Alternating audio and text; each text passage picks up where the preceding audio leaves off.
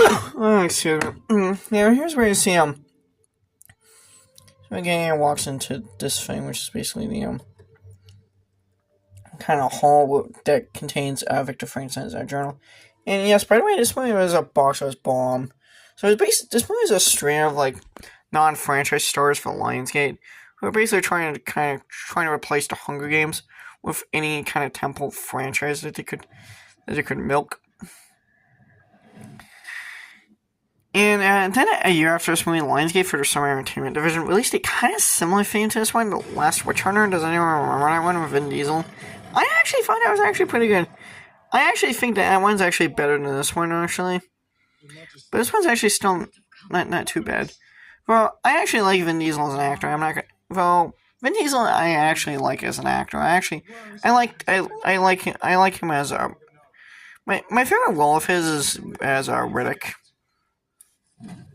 I actually didn't think Last Witch Hunter was actually that bad.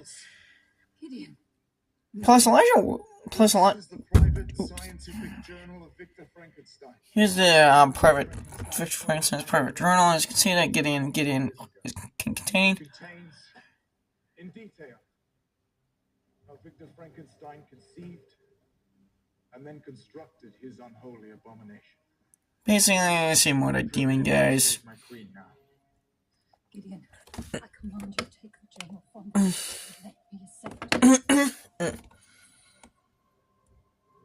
Now, this movie came out in 2014. This movie got trashed. When this movie came out, this movie got trashed by critics. I mean, critics just tore this movie apart.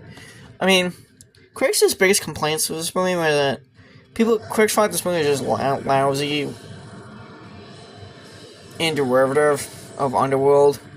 I mean, pretty much, it's kind of a selling point. This movie is actually meant to have a crossover of Underworld. This movie was actually meant to have a crossover with Underworld. It was meant to actually be in the same universe as Underworld, actually. This was meant to have a crossover. Well, I'm just curious how that would have factored in, because Bill Nighy, in this movie, if that was the case, his character is not his character for Underworld, so... what again, or like a weirdo... Nibiru was actually just a clone of Victor or something. I think they were supposed to imply that the demons were actually the ones who created the vampires in the Underworld universe, I guess. To be honest, the Underworld franchise has pretty much been abandoned for years at this point, mainly because the last one tanked.